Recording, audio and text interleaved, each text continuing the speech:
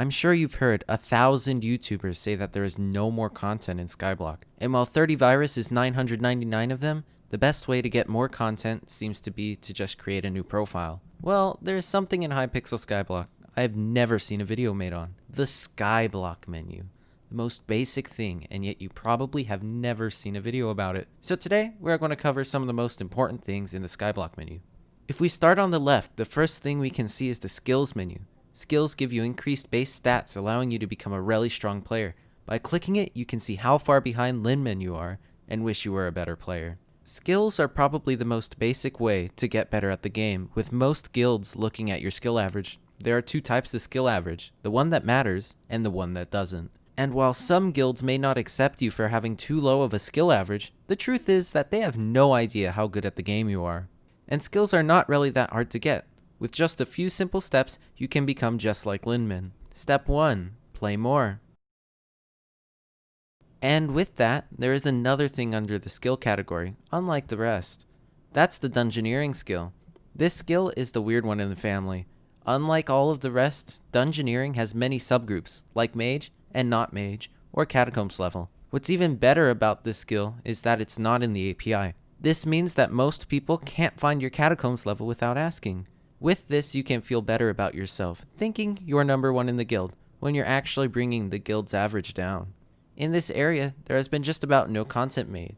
YouTubers seem to think that there is nothing to make. Dirty virus. Sorry. But I think there is still hope. 30 said the admins are aiming for bi-weekly updates to dungeons, and it's been 4 weeks, so I'm sure they're going to release the next floor soon. Collections are another thing some players work on. These players are often called early game players by people in the community. By essentially placing unpaid interns on your island who work 24/7, you can unlock 500 more farming XP, and every now and then get something actually useful. While most people will stop for a little while, some people try to get number 1 in a collection. The most famous example of this is Present, who got number 1 in Netherrack and essentially made his channel off of it.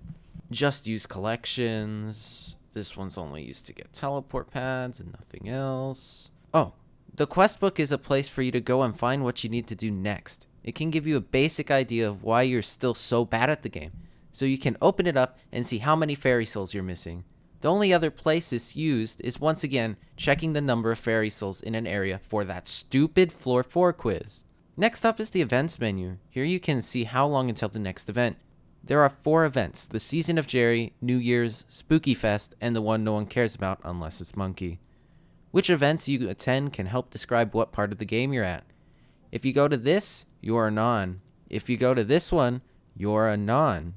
If you go to this one, you're a non. And if you go to this one, Monkey. The Ender Chest is a place to store all of your items. It increases in size with your obsidian collection. Reaching a really large size, you should be able to fit your 10 backpacks in with no problem. Because of this, people are able to take with them almost any item they might need. You can keep your dungeon setup in one backpack and realize your dungeon setup is your only setup. That is, of course, unless you are a non and seem to never have your AOTE or grappling hook, and for some reason left your bow on your private island.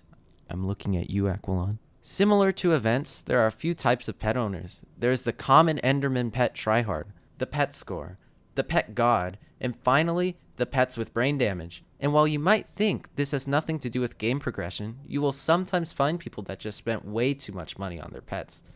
Some will do it for that one magic find, while others have nothing better to do. The crafting table is the only place you're allowed to craft, no crafting anywhere else out of here. This is used to switch armors and dupe. The personal bank is just an expensive way to get back the old piggy bank. These are purely to save inventory space because, as Skyblock players, any minor inconvenience is too much.